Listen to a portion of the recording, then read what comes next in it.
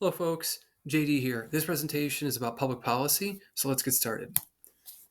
Define the term public policy, including the different forms it takes. Secondly, identify the ways that citizens might shape policy choices. Next, examine the different contexts that influence how public officials address issues that arise. Explain the 5 stages of the policymaking process that officials follow when responding to problems that warrant attention. And lastly, discuss the reasons why people think or feel government action is necessary. There are your 5 objectives. What is public policy? Let's go with a broad definition here. I have additional notes, remember, that I'll be reading from to supplement what appears on the slides. I'm going to tell you this. Policy. Purposive course of action that an individual or group consistently follows in dealing with a problem. I'll say it again. Purposive course of action that an individual or group consistently follows in dealing with a problem. All right, here is a definition of public policy. What officials within government, and by extension the citizens they represent, choose to do or not do about public problems. So let's break this down into its components. Officials within government. Remember, you've got elected, appointed, and hired people who are serving us. By extension, the citizens they represent. That's us, but I like to broaden it out and I like to put in the word resident. I've talked about this before, but I'm going to say it here again, that it's possible for people to be living in a city or state where decisions are being made, or maybe you're even attending UNLV or UNR as a student. I'm just using this as an example. Technically, the Nevada system of higher education is responsible to Western Nevada College as well, but imagine you're a foreign exchange student who's going to one of these universities, pursuing a graduate degree. Decisions can get made by the Board of Regents that affect how the school operates and could potentially impact students who are not themselves citizens of the United States. Maybe they will be one day, but they aren't at any given moment because lots of universities have foreign exchange students attending them. I remember that when I was at Northern Illinois University, for example. Okay, so I like to broaden it and say residents because people are physically living somewhere. They could be physically living in the United States, but technically they're not citizens, and decisions get made that impact them. Okay, it's worth saying that. Choose to do or not to do about public problems. So any action or inaction is itself a form of public policy. So if we create an after-school reading program, like let's say a school district, a school board creates an after-school reading program for kids, that's a decision or policy decision they've made. If they choose not to create a program, that's still a policy decision. So it's still a form of policy making, right? So if you decide to go to war or not to go to war, and by decide, I mean if you vote to go to war or not to go to war, because remember, the United States Congress, per the U.S. Constitution, has the power to declare war, not the president. The United States Congress does, which means if you vote yes for war, then it's a policy decision. If you vote no for war, still a policy decision, okay? So conditions the public perceives to be unacceptable and require intervention. This ties back up to the idea of like a public problem, like traffic congestion, public problem. There's an example immediately comes to mind because I lived in Houston. And at one point I remember reading that this one section of the city where 2 highways intersected one another was the most congested area, in the country at one point, according to the research. I was actually shocked to read that because I used to teach Texas government and I used to follow a lot of different policy issues. I remember reading about this and I was like, really? But I'm not surprised. I grew up outside of Chicago. There's traffic issues there. Any major city has traffic issues, but the question is, how do you deal with them? And I remember when I was living in the Houston area, they were putting additional lanes on 290, which was a major highway that went out of the city into Harris County. Okay, and I remember from my parking lot where I used to live at an apartment complex called Estancia San Miguel, and when you're standing there in the parking lot, you could see 290. And I'm thinking, wow. And I remember hearing a report on NPR that said, yes, they're adding lanes, but they're forecasting, at least at this point, this is better part of a decade ago, they're forecasting that there would be 1 million people living in that corridor. And I'm thinking, an additional lane on either side of this highway isn't gonna help that. That's still gonna be an awful lot of people having to get on the highway to go to work every morning when they're commuting. So Just a thought there. So traffic congestion is an example of a public problem. And so when you're looking at that, you're thinking, well, what can we do about this? We have to expand the highway. Can we put in public transportation? In the Houston area, it's very difficult to do that for a variety of reasons. But I'm just saying, people are going to look at it and they're going to want some change made. Okay, so addressed through government action, private action, or a combination. So it can be the government itself. It could be companies, or it could be a public-private partnership, right? Now, the choice depends on how the public defines the problem and the prevailing societal attitudes. I want to add that in there. Examples. Here are some examples of issues that have to be addressed. Environmental degradation. We could be talking about water, air, soil, so forth. Insufficient access to healthcare services. I immediately think of Obamacare, the Affordable Care Act, 2010. What was the goal of that? Well, they wanted to get more people health insurance plans. Because if you have a health insurance plan, it's not as costly for you to go to the doctor if you're having to pay out of pocket, right? And depending on, like, let's say you have to go to the doctor just for a routine physical, but it's also possible you have to have blood work done, which costs money, or you have to have, they discover some health issue that you have to have a procedure done. Well, that costs a lot of money. I mean, you can spend tens or even hundreds of thousands of dollars depending on the problem you have. If you have to go in for open heart surgery, that's very expensive. So the idea here was get more people health insurance coverage, right? And so I'm not going to talk more about that. I'm not saying I'm for or against it. I'm just saying that's an example of this insufficient access to healthcare services. Well, how do you get them services? Well, you get them health coverage, i.e. insurance, right? What you think is up to you, because I don't make decisions for anyone else. And I'm not in the business of disclosing my opinions on that. Okay, consumer safety on amusement park rides, right? This brings up this idea of regulation. And so governments at both the federal and state levels share responsibilities. It's going to depend. There's an ongoing debate over whether or not having the industry regulate itself. When it comes to safety issues, government may decide to intervene. Yes, this has been known to happen because people sometimes get injured or killed. And if you ever pay attention to the news, you know there have been, I mean, the years I've been paying attention to the news, and specifically the years when I've been teaching, you'll hear stories about people getting hurt or dying on rides. So the question then is, what obligation does government have to ensure that when people go to the amusement park to enjoy the day there with their friends and family, they're able to leave safely at the end of the night? So this is something we have to think about. And then the question is, and this isn't just about amusement parks, it's about anything. It's about, for example, oil and gas industry, the entertainment industry, the insurance industry. Can industries regulate themselves, or does government need to intervene? And that is very much a controversial issue, because some people will debate whether or not government should be involved whatsoever. And then other people say, okay, if they are involved, to what extent? So there's lots of different ways of looking at this, or there's different, shall I say, layers to it. And then there's different ways of looking at it when we talk about the different layers. So that's that. Language used to discuss public policy can be confusing. Analysts, policymakers, and commentators sometimes speak without much clarity about intentions. That is the purposes of government action. So we've got three groups of people here. The analysts, they're breaking it down into its component parts to better understand what it is and what it means and what effects it might have. And the policymakers are the ones making the decisions that we have to live with. These are the people that, in many cases, we vote into office. And then, of course, there's going to be the appointed and then the hired people as well.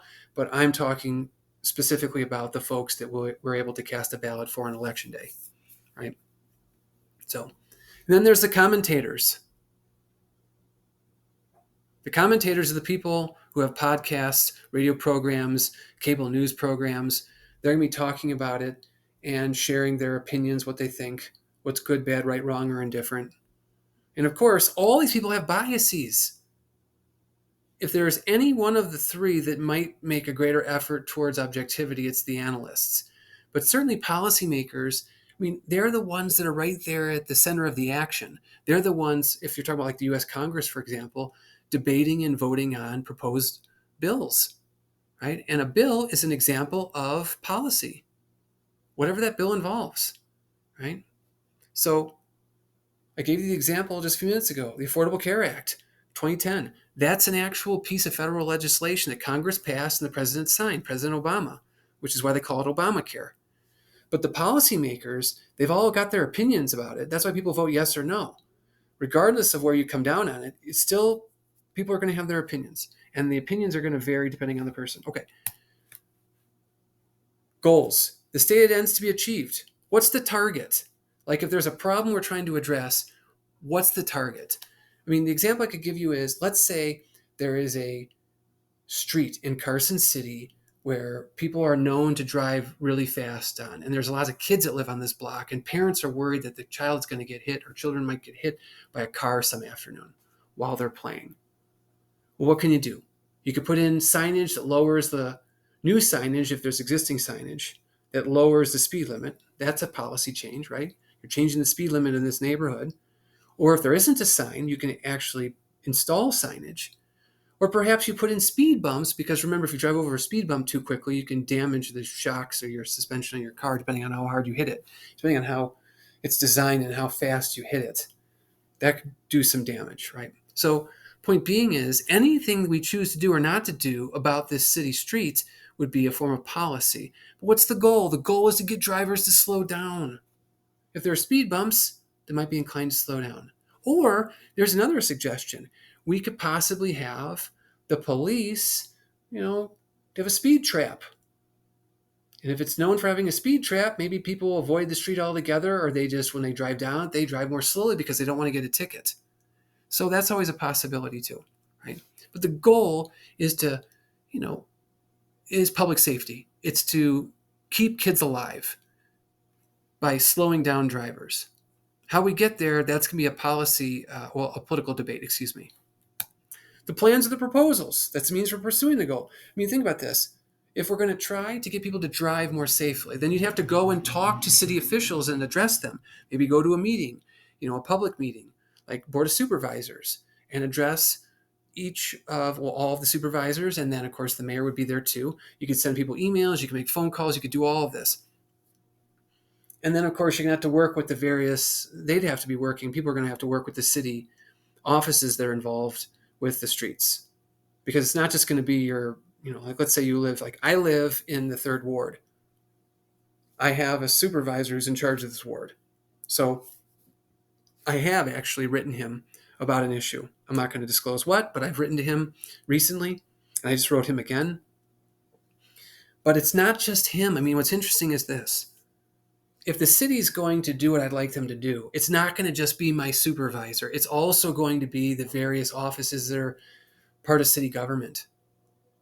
And that would be the same here if you're trying to change the speed limit or put in a speed bump or asking the police department to please get an officer over there to set up a speed trap, right? That involves more than just your local supervisor.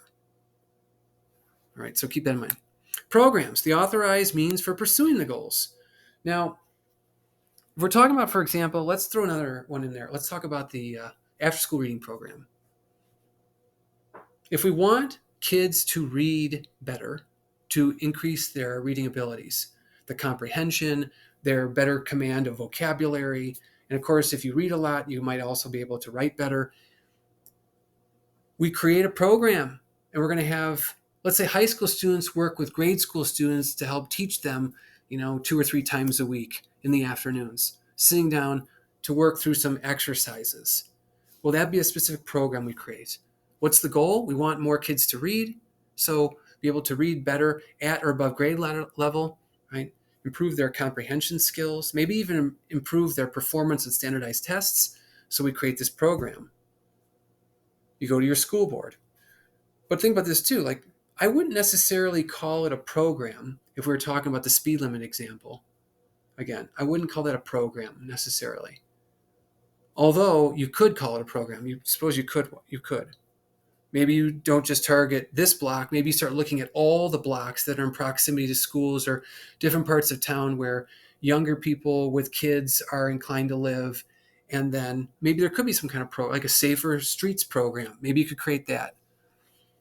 It's possible. And maybe your goal is then to lower the speed limits in every residential neighborhood that's similar to the one that you're living in, right? I don't know, but it's possible. Decisions and choices. Specific actions taken to set goals, develop plans, and implement programs. What are you actually going to be doing to make it happen, right? Like, for example, if we're talking about the speeding down a residential street where a lot of kids live, we could be like, let's say the police chief goes back and talks to officers and has to rework their patrol patterns, and then we say, okay, we're going to set up a speed trap on this street or on this perpendicular street in this neighborhood between the hours of, like, I don't know, 3 and 5, once or twice a week or whatever, right? So that would be the actual work that's got to go into it. Like, the police chief's going to have to sit down with his, hers, their, subordinates to figure out what they're going to do. Especially if you're putting pressure on the board of supervisors, and the board of supervisors is then having these conversations with, the police chief, and the police chief's like, well, yeah, we got to do something about this. And so, or maybe someone gets hurt or killed out there. And that's really, the emotional gravity that comes along with someone being injured or killed in some kind of incident, that definitely puts it on the agenda. And people are like, okay, well, we can't have this anymore. And it's unfortunate. I know what people might be thinking. It's unfortunate that a traumatic event has to occur for people to pay attention, but sometimes that's just the way that it is, right? I think about September 11th and everything that happened in the wake of that horrible event. That day forced us to reevaluate how we organize and sift through intelligence and respond to threats that we face. And then, of course, from that, we created Department of Homeland Security. So that's a form of policy making, creating a whole new department and then giving it certain responsibilities, and then it has to go out and make decisions because the people who work in the Department of Homeland Security are policymakers themselves. There you go. So it gets complicated. All right. Elements of public policy can be found in different legal expressions. Here are 4 examples: laws, executive orders, regulations, judicial rulings. Laws come from Congress and, of course, have to be signed by the president to be enacted. Executive orders come from specifically the president. Of course, executive actions or executive orders can be taken to court. Regulations, those are from various agencies. There's a whole alphabet soup of these agencies: the EPA, which is the Environmental Protection Agency, the USDA, which is the United States Department of Agriculture, the FDA, the Food and Drug Administration, OSHA, the Occupational Safety and Health Administration. They are all examples of agencies that make decisions that affect our lives, whether we're aware of it or not. Okay? And then judicial rulings. Every time the Supreme Court offers an opinion and there's a majority decision, right? A perfect example is the Dobbs case on abortion from 2022. That impacted what states are able to do or not able to do when it comes to enacting laws within their own respective, like state governments making decisions within their own states about what women have access to. So, and when, at what point in the process in their pregnancy. So what I'm getting at here is this: the Supreme Court has made who knows how many decisions. And I could give you a list: Plessy versus Ferguson, Brown versus the Board of Education, Topeka, Kansas, Griswold v. Connecticut, right? The Obergefell decision on gay marriage. There's a whole laundry list of these cases. But every one of them is a form of policymaking. People don't like to look at the courts as that, but believe me, the Supreme Court, and not just the Supreme Court, the federal court system, district and appellate level, they are all policy-making institutions, right? Useful to distinguish between policy outputs and policy outcomes. The output is the formal actions that government take to pursue their goals, and the outcomes are the effects such actions actually have on society. So the output and the outcome are different. So I look at this. The output is, what did you actually produce? And the outcome is, did it have an effect? Think of it in those terms. All right. I also want to break this down. I mean, I've mentioned this earlier, given some examples, but I want to state this here. We have the local level of government, which would focus on issues like failing public schools, high crime rates, crowded highways, or air pollution that might attract enough attention. Yes, certainly. I already talked about highway congestion, crowded highways. But we could talk about failing public schools, like how many people are graduating when they take their standardized tests, how high are they performing or how low are they performing for that matter, right? Crime. No one likes to live in a community with a high crime rate. I can tell you this. At the end of 2021, I read an article in the Rockford Register Star. I used to live in Rockford, Illinois, which is a quintessential Midwestern city on a river that used to have all these factories and then went through its own version of deindustrialization, which city leaders didn't have a vision for what would come next. Then you have a higher than average unemployment rate. You have a higher than you're comfortable with crime rate and all types of issues. And I can tell you this, right? The last I checked, Rockford was the 17th most dangerous city in the country. And I can tell you, I lived there quite a few years ago. But when I lived there, I was a victim of crime. And crime was happening all the time. Murders were occurring regularly. I mean, I lived in a neighborhood where there was a drug-related homicide in the next block. A couple more blocks down, there was a drive-by shooting, like serious crime, gang activity, violence. I remember when I lived there, a police officer, a detective got murdered by a gang member. I remember someone opened fire on a squad car at a park. I mean, there was lots of serious crime, burglaries, robberies, car thefts. I mean, 17th most dangerous city in the country as of the end of 2021. True story. And when I was back visiting my friends in Chicago recently, I made a trip out to Rockford because I have friends out there. And I was talking to my buddy, and he's just like, yeah, I think we're actually worse than we were in 2021. And I was like, well, that's shocking. But that's what it was like to live there. But that's an issue that cities have to address. Okay. So, right. We also have the national level, access to health care, how a country responds to terrorist threats may galvanize people. All right. So think about this. Healthcare I've already talked about. And really, it's health insurance, as I talked about with Obamacare. And you're entitled to your opinions about that, whether you like it or don't. That's up to you. It's your business. But also the terrorist threat. I remember the wake of September 11th. I remember how afraid people were to get on planes. I remember this and all the security at the airport. And we had, people from the military with, M16s at the airport. I mean, it was serious business. And there was also a lot of talk about different, parts of the national security apparatus.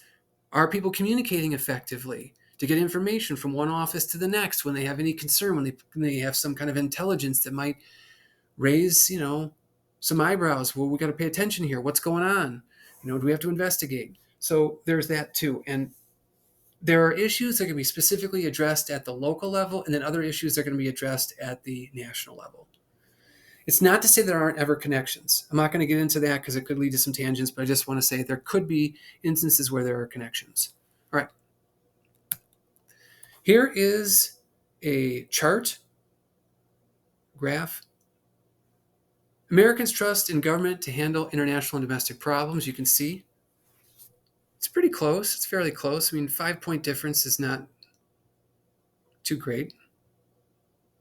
But that's still, I mean, you think about it, that's less than half. Let's see here. The question is, how much trust and confidence do you have in our federal government in Washington when it comes to handling international or domestic problems? A great deal, a fair amount, and or not very much, or none at all. The percent that said a great deal or a fair amount.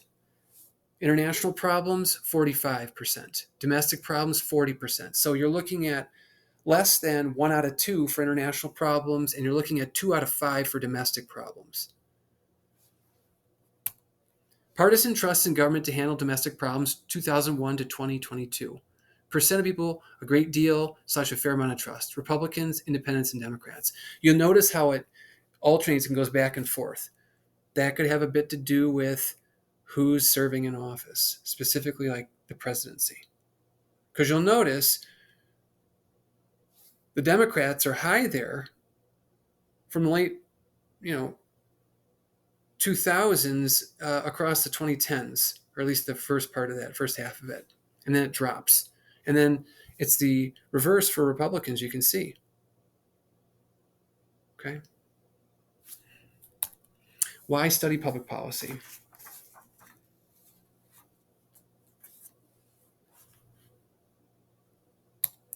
Citizens' ability to participate and make choices. Within democracies, speak out on policy development, and that would also include, we want to include government action there. Think about it. We talk about citizens' ability to participate and make choices. If you want to participate effectively, you have to improve your understanding, which means you have to have more knowledge of the issues themselves. And not just the issues, but also how the system functions, the process, right? Interest groups operate at all levels of government, and one of their roles is to educate policymakers and citizens about public policy issues.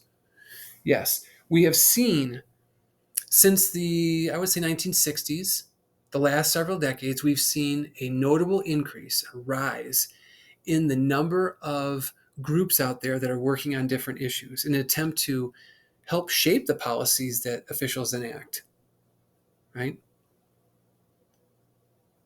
Call this the growth of citizen lobbies. All right, so I want to mention that. Citizens' ability to influence policy decisions. Policymakers and others involved in the policy process need information to understand the dynamics of a problem and develop options for actions. Or option for action. That's it. Right. So when you think about this, we talk about information. The more aware a person is, or whether that be a private citizen who joins some organization that's working on an issue, or if you're serving in government, you're actually an elected, appointed, or hired official, the more aware you are, the better equipped you are. And think of it like this too. We also want to be considering the alternatives. We want to have an understanding to the best of our ability of the issue, at least theoretically speaking. And then we also want to consider, well, what are the different options we have to address it? What alternatives exist? And I also want to add this too. No matter what we do or how much you dedicate, how much time and energy you put into studying an issue, we never have perfect knowledge. We just try to do the best we can with what we have.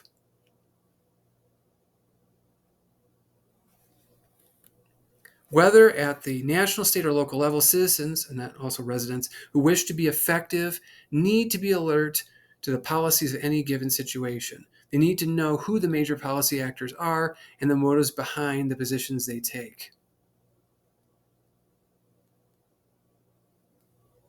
In other words, who's serving in office and what do they think about the issue?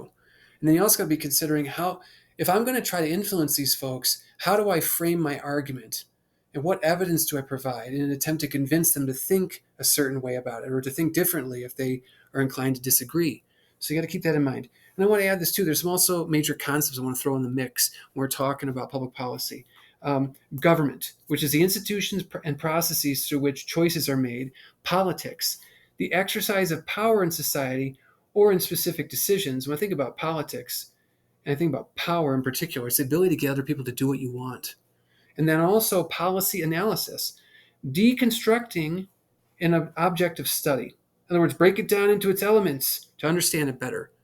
Because let's be honest, a lot of people are not paying close attention to various issues, and we can't, none of us. I mean, I follow the news weekly. You'll notice from the FYEs that I post in the announcement feed. I'm following the news, I think, fairly closely, but still, there are only so much time in a day, and there are only, I only have so much energy. I follow as many as I can. I try to share what I think you might find of interest to read, watch, or listen to stories about. But I can't even follow all of them. And let's be honest, I encourage people, pick an issue. None of us has time for every issue, but everybody can find time for one issue. And then you can follow it closely. I learned that when I took contemporary world issues in high school. Nuclear proliferation was the topic that I had for my project that semester. And I distinctively remember this. It was 1991. Anyhow, the point being is this. You can follow an issue. And I follow a lot of issues. We don't have time for every one of them, but you certainly can find time for at least a single issue if you are interested in it enough. Okay, I'm just looking at my notes here, make sure I don't leave out any other details before I move on. Okay, let's talk about the context of public policy. We got social, economic, political, governing, and cultural context. And we're going to go through these relatively quickly. Social context. Conditions such as demographics or composition of a population affect the policy decisions in myriad ways. That would make sense to me. I also want to say this. There are some examples I want to provide. There are controversies over education, hunger, Medicare, Social Security, immigration. But who you are is going to depend on how you look at it. Consider this. If you are an elderly person, that's probably going to affect the way you look at Medicare and Social Security. If you know folks who are undocumented, that's probably going to affect the way you look at the immigration issue, right? I'm a teacher, so that impacts the way I look at education and so forth. But there is a broader social context that we are all a part of. Whether we think about it consciously or not, it's going to impact the way we look at the issue. Social context for me is what I do for a living. I'm just going to say that, right? Also, I'll say this too. My sister is a human resources executive at a corporation in Phoenix, Arizona.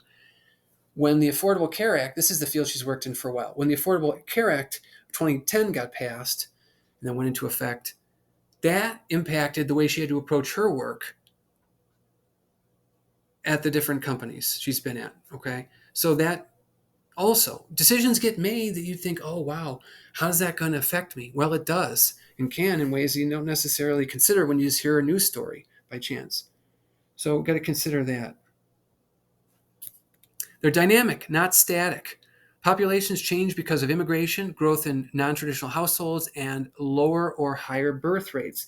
These are the social conditions we have to pay attention to that could potentially impact the way we look at various issues. How citizens relate to one another in their communities. The example here is urban living, and I'm going to give you a little more detail about that. Consider urban renewal. This has been going on across the country for quite some time. We have had revitalization efforts, or, cities will work sometimes with private industry. They'll level buildings and then they'll put in new housing. Or I remember being in Chicago and driving through a part of the city and being like, wow, part of this looks like a suburb, because they had leveled what had been historically largely industrial and they turned it into residential housing. And there's also was residential housing, and then they also had some commercial development with businesses, other businesses, like retail space, different types of stores, restaurants, and so forth. And this is also a side note I would like to make too. You have to take into consideration. Cities are usually zoned in a certain way. There's your residential areas, your industrial, and then like your commercial and so forth. They can change over time because, conditions change over time. Industries rise and decline. And so when they decline, well, then what do you put in its place? You don't just want to have a bunch of dilapidated buildings. But this can also lead to what's called gentrification. And as neighborhoods are redeveloped, like let's say there were these older homes and they gutted them all and they redid them, well, then the property is going to be more expensive. So then the question becomes one of, where are the lower income people going to live? Because they can't afford the rent, or they can't make a mortgage payment, or they don't even have enough money to make a down payment on a house to buy it, to have a mortgage. So there are all kinds of challenges that arise. So urban living presents an awful lot that people have to think about. And I've been thinking about this too, really quickly. I want to bring this to like Reno. We've had a lot of economic development in our region, specifically in the Reno area. A lot of companies have located, offices or industrial, offices and warehouse space there, for example. So you can bring in companies, which then leads to jobs, but also can help drive up the cost of living, which means the rents and mortgages are more costly. And then the question is, well, then how do people make it? Because even if you're making a decent wage, can you make that rent payment every month? So it's worth thinking about. And could you ever aspire to one day own a home? Well, you got to save. I want to save 20%. Now, not everyone puts down 20% when they buy a home, but Point being is, are you making enough to do that? Because the home prices have gone up. So there we go. Presents multiple challenges. And actually, the New York Times had an article about this very issue in Reno. Okay, economic context. State of the economy has a major impact on policies governments adopt and implement. Policy deals with inflation and unemployment. I'll give you this. We've been living through this wave more recently of inflation. I've noticed the prices going up whenever I go to the store, both at the grocery store and going to Target, for example. I shop at Target and Raley's. I've noticed the prices inching upward. And then unemployment. We had over 30 million people who are out of work in the wake of the pandemic. Now, a lot of those people have found their way back into a job somewhere.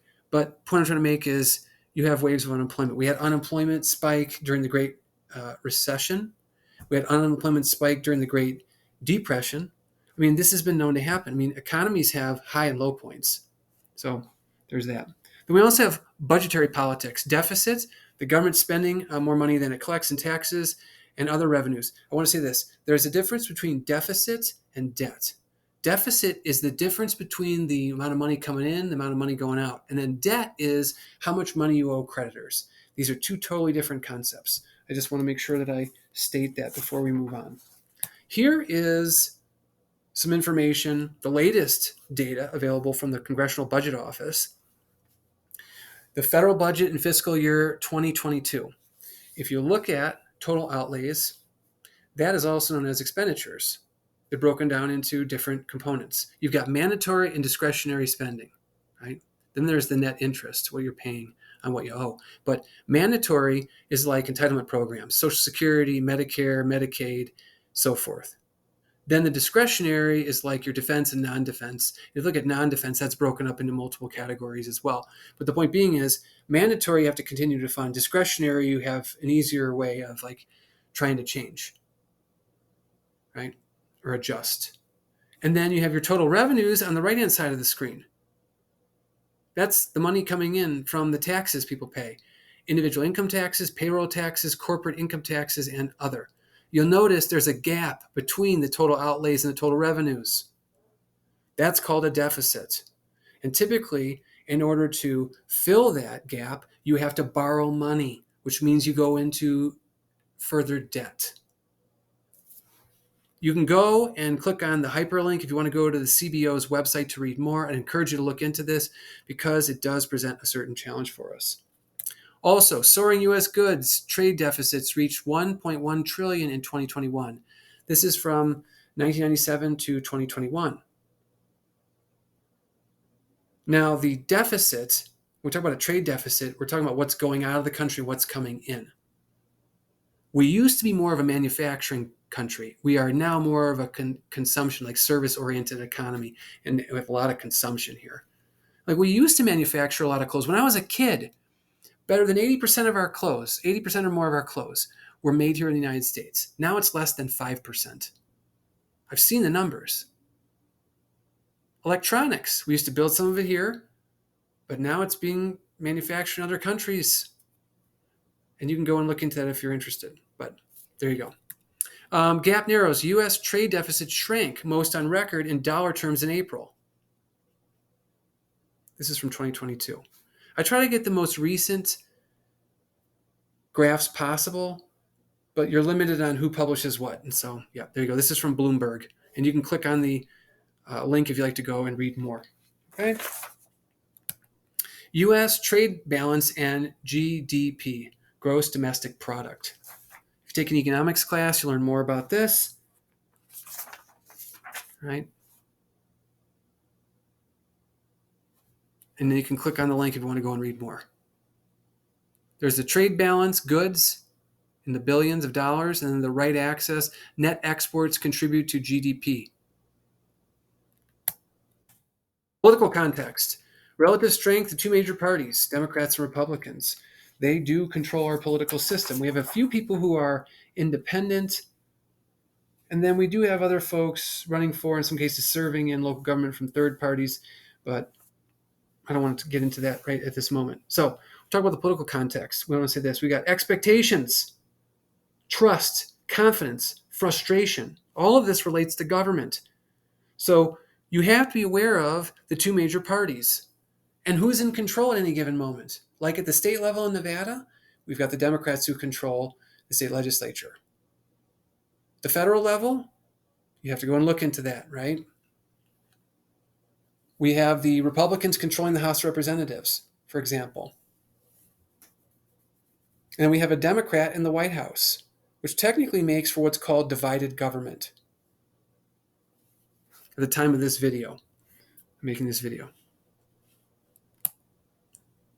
Influence of minor parties like Green Party, Libertarian Party. Now, they don't always win elections. As a matter of fact, most of the time they lose in the years I've been paying attention.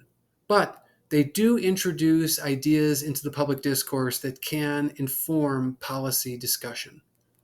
I want to say that. Ideological differences, liberal or conservative, among the public, like the state that you live in, the community that you live in. Are people more left-leaning or right-leaning? However, I do want to put this out there.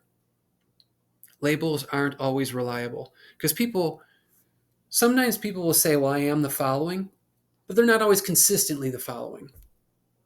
And remember, there's a big difference between political party and ideological leaning. Political party is like what you're a member of. You're a member of the Democratic Party. You're a member of the Republican Party. Ideological leaning deals with being left or right, liberal or conservative. Okay?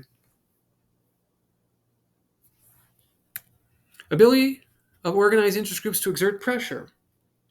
Absolutely. People have demands of government, what we want you to do, trying to push people in various directions. This comes back to like lobbying. Why do they lobby? Because they want to see laws enacted that reflect their values or protect the interests they have. Okay, governing context. Authority to act is widely dispersed among institutions and policy actors. Time needed to resolve differences can be lengthy, and compromises lead to policies that may be less focused or coherent than many would wish. Well, that would make sense. I mean, think about it like this. If you have to appease a variety of interests in order to get a bill enacted, it's possible that it's going to be a bit of distance from its original form. Because a lot of people are not going to sign on to it as is. They're going to request that changes be made. So then the question is, with every change that you make, how far do you stray from where you originally started? That's a question everyone, I think, has to ask as they're working in this process. Separation of powers requires that any policy developed at the national level be acceptable to a majority of Congress and President. So that means people have to find common ground. You're not going to get your bill passed if you can't secure support from a variety of people. And I want to say this too. Even if you have unified government, which is when the party that controls the White House also controls the Congress, even when you have united government, it can still be a challenge to get that work done.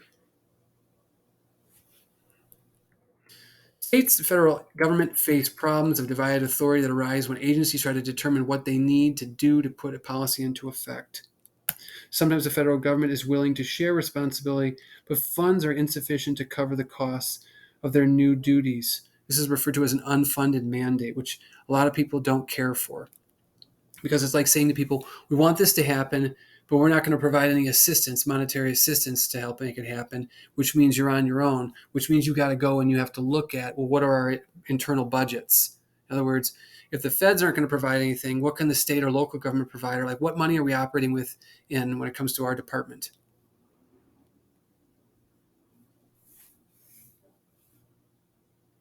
An example I can throw out there involves the Clean Water Act. Well, in order to follow the law, there are various environmental programs. But it's entirely possible, and this has happened, where funds from Washington are insufficient. You say you want it to happen, but how's it going to happen? There's got to be money there. State and local governments can be forced to fill the gap by a shrinking or inattentive federal government. Yes. They fill the gap, which means you got to come up with the money, which means you're probably going to have to divide up what's available, the revenues, differently. Devolution of authority provides opportunities for innovation. This is positive. May produce a race to the bottom as states compete to save money. This is negative. So innovation is positive, people coming up with different ideas how to address an issue that has arisen. But if people are only looking at the cost cutting, that isn't necessarily good because, well, you think about it, cost cutting means you're probably going to have to make changes to your existing programs. And no one wants to hear that. Or the agencies, who's receiving how much money? Well, they should receive less. You say that. Well, in order to make it happen, because think about it. If you're left with some kind of policy that you have to follow from the federal government, but they're not giving you adequate amount of money to pay for it, then you're going to have to come up with the money from somewhere else. And when you do, it's going to probably mean taking money away from another agency, another office of some kind. Or it could very well, especially if your revenues are not increasing. Cultural context, political culture. This is actually a major interest of mine because people's values and their beliefs inform what they think government ought to be doing or not doing for them. And that's going to reflect, of course, you go back to every state has its own origin story, but you go back to the very beginning, you can get a sense, well, what were people's values? What do they think government ought to be able to do or not do to residents? Okay. So widely held values, beliefs, and attitudes acquired through political socialization, we learn them. Like I'm a Midwesterner. I grew up outside of Chicago. There's a lot that comes with that, right? And so I'm really big into the idea of like a moral compass and a work ethic and so forth. I'm very much of what's referred to as like a Midwestern grain. Like my dad worked in the steel mills of Cleveland, Ohio back in the 60s before he went to night school and then built a successful career in the insurance industry. The point I'm trying to make is where you're coming from. I think about what existed in the Midwest. Lots of factories historically, right? There's probably bits and pieces of that's how I came to be the person I am. My uncle worked for Ford Motor Company for decades. It's probably got a bit to do with who I am as a person, right?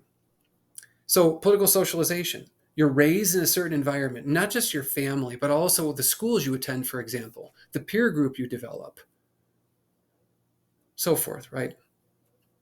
Or perhaps the faith that you practice or your ethnicity. There are multiple agents of socialization.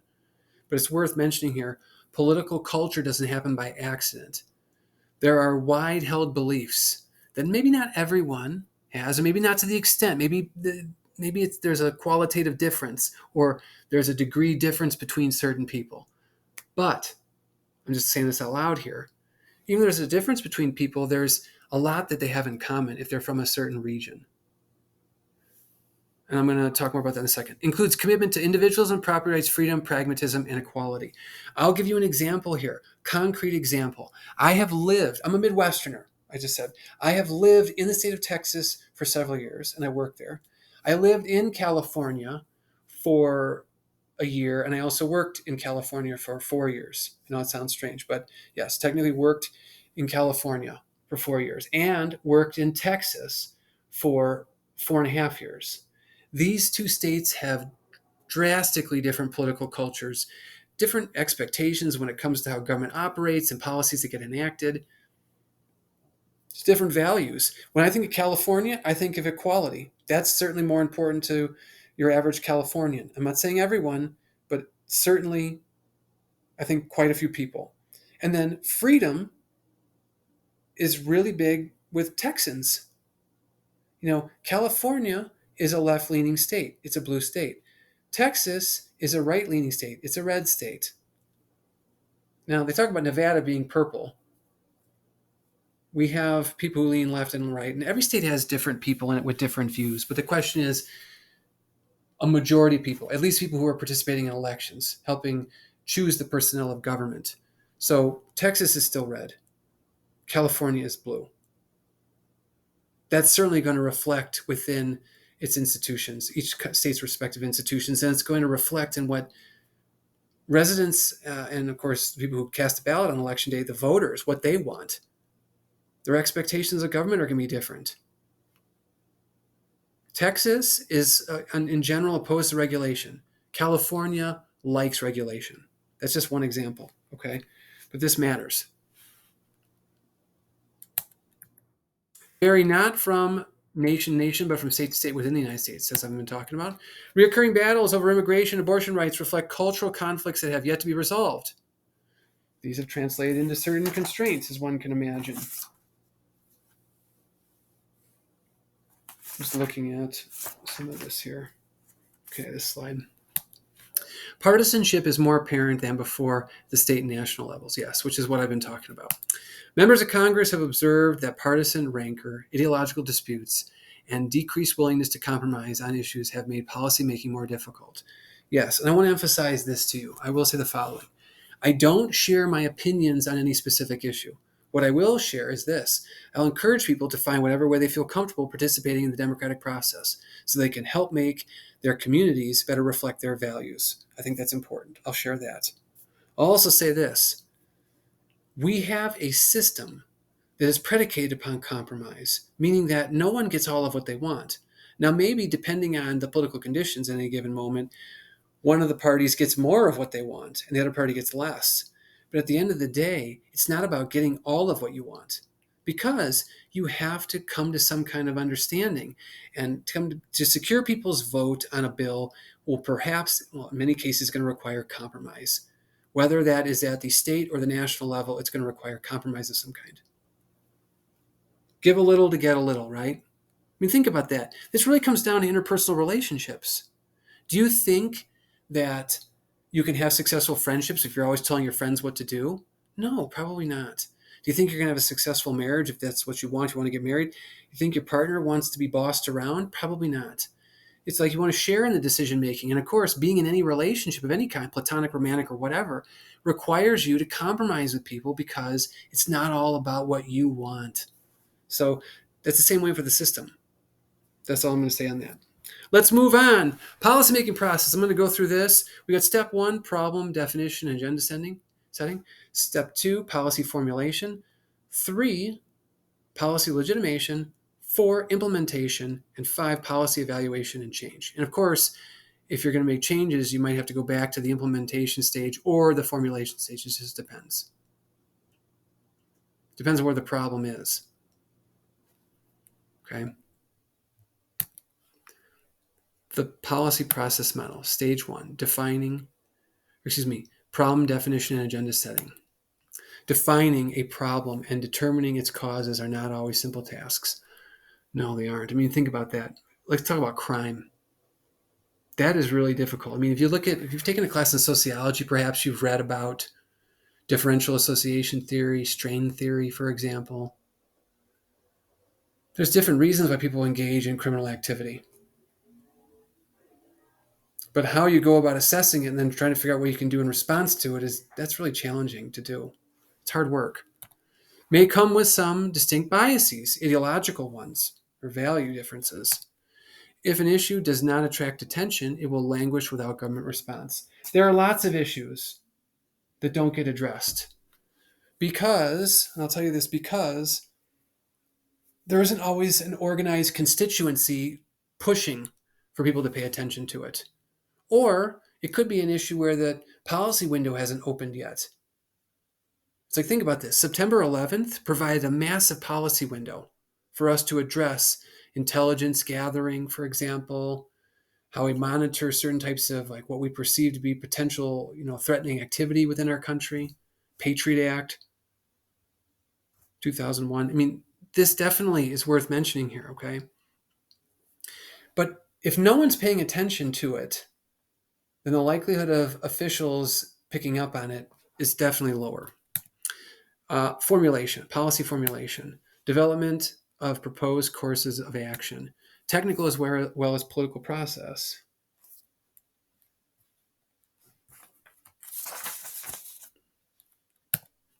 Formal and informal actors look for information and ideas that will allow them to pursue their goals.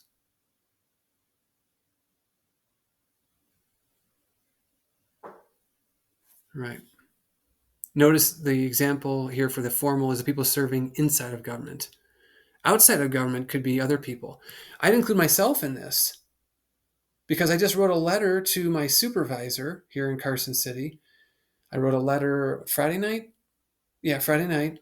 It was a follow-up letter, And I said, I really think that we have to do the following. I'm not going to get into the details, but I'm just saying I'm making suggestions and I'm willing to be part of the solution. I don't just want to complain. I want to say, hey, I appreciate the fact that we're doing this, but we need to take it further. And if we're going to take it further, this is what we really need to take into consideration, what it might look like. Well, that's, I think, being a thoughtful resident. And anyone listening to this presentation can do this, right? You're going to have to, you could be one of these informal actors, but you got to go out there and you have to get involved. All right. Stage 3, policy legitimation, which actually is decision making.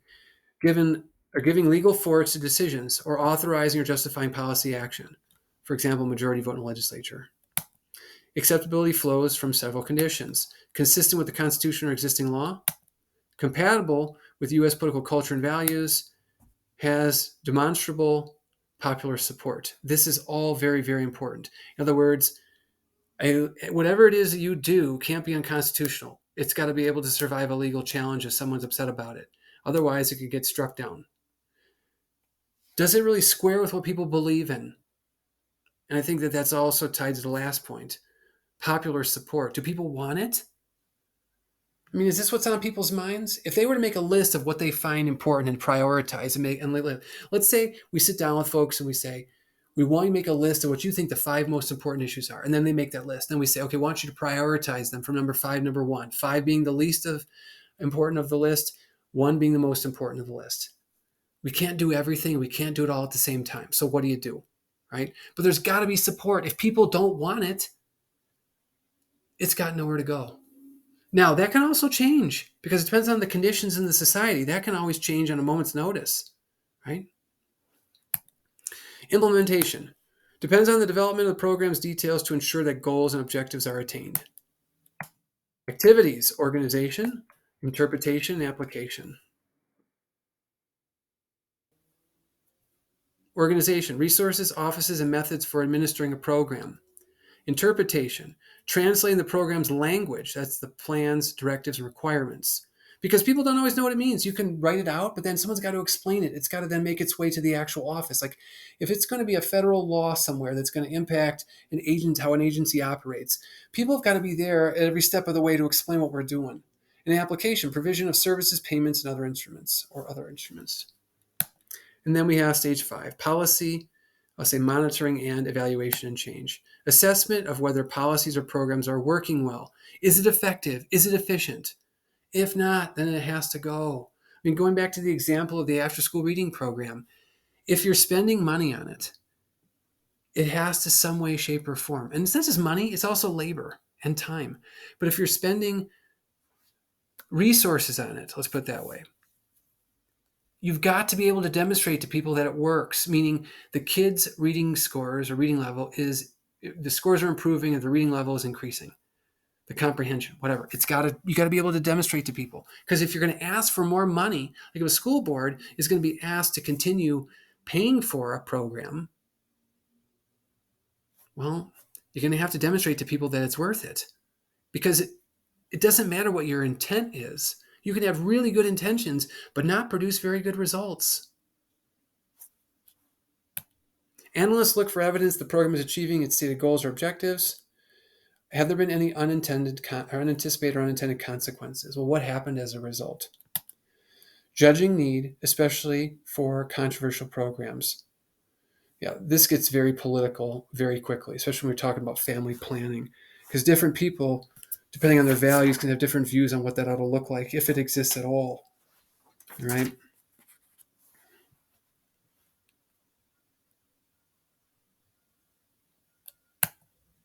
Often undergoes incremental change to make it more effective. Knowledge comes from learning. Better position to redesign. I think of it this way as like a teacher.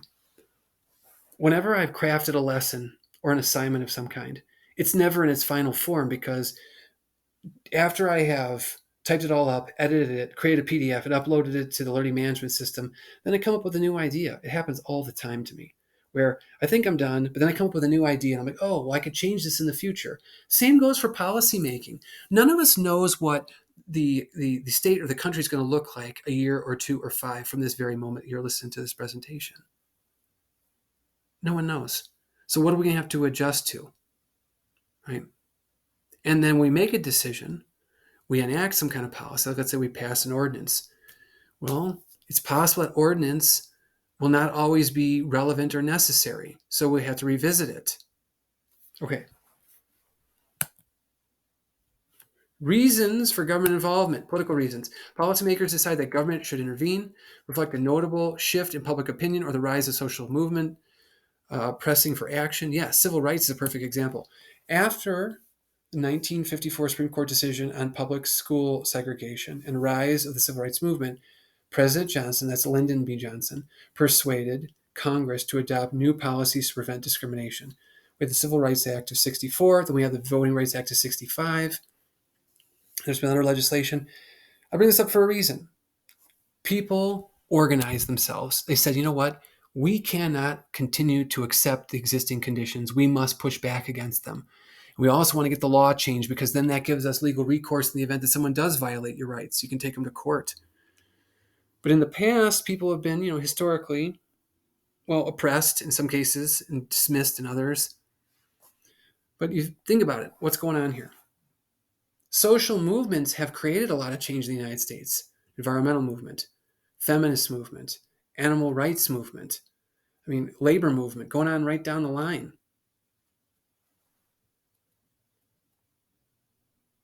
All right. Now, whether you always agree with whatever they do, that's another question altogether. Moral and ethical reasons. Action is seen as the right thing to do, even without public pressure. Here are some examples. Ensuring health care for everyone was a primary reason offered by supporters of the Affordable Care Act 2010, also known as Obamacare.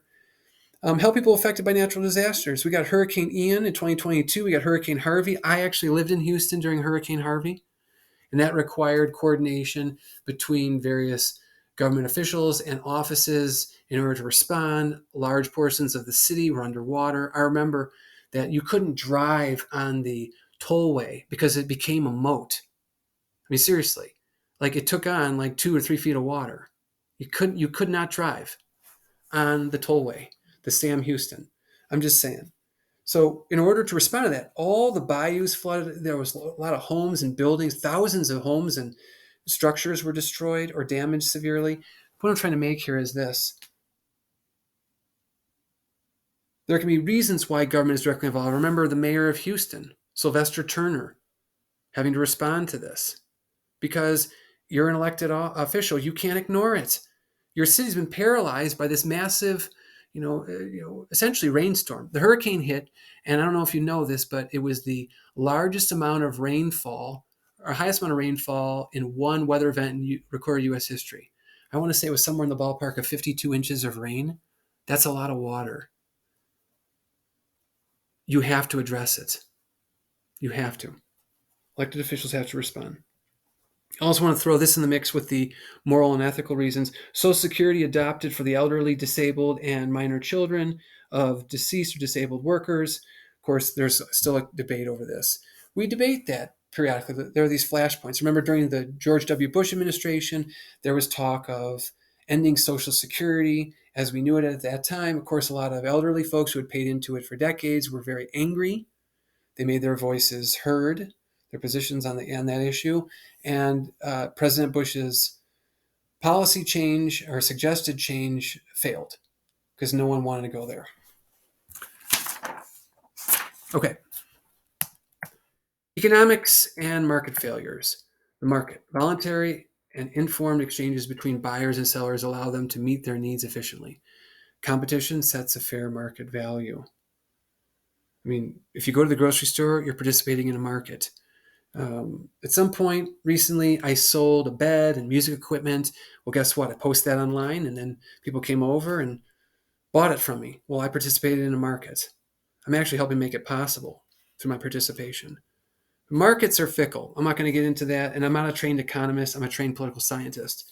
So there is what's known as a market failure. A situation known as market failure warrants government intervention. Sometimes problems occur that we need to address. So, types. We got monopolies and oligopolies.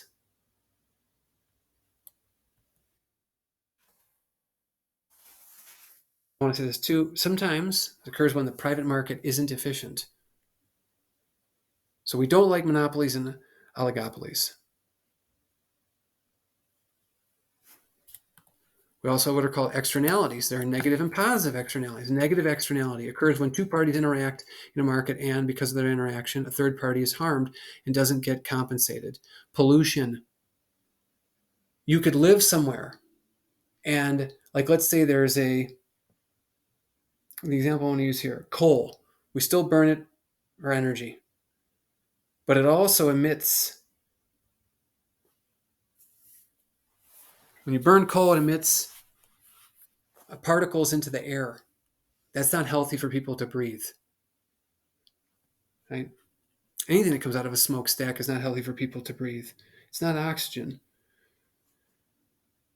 When we have a positive externality, occurs the same as a negative externality, but the third party gains something from the two-party interaction that doesn't have to pay for it. Higher education. We benefit from having more people go to school because they have more career options. They're also, the further you take your education, the more you're going to learn, the more you're going to grow. You improve your skills, you improve your or increase your knowledge. So this is to our benefit, right? Last slide, information failure. According to the theories of market operation, to have perfect competition, willing buyers and sellers must have all the information needed to enter the transaction. But there can be challenges to this. When the lack of information leads to consumers to suffer significant financial or personal loss, the government must step in or may step in. Depends on if there's a political will. So I'll take out the must. We're going to stick with the may because, there isn't necessarily going to be any major policy change made in the wake of any kind of major problem that occurs. But here's an example. Pharmaceuticals. I don't know about you, but I'm not qualified to determine whether or not medicine actually works. Someone has to do the research on that. So we have an FDA, Food and Drug Administration, and a USDA, the United States Department of Agriculture. Without government, it's impossible to figure out or determine whether drugs are safe and effective. Right? Okay, there's that. And then inability to provide a collected good. Exclude someone typically occurs through pricing, charge for a service or good. Jointly consume. One person's consumption doesn't prevent another from consuming it. Okay, and this is where I'm going to end. Thank you for listening to this presentation. Peace.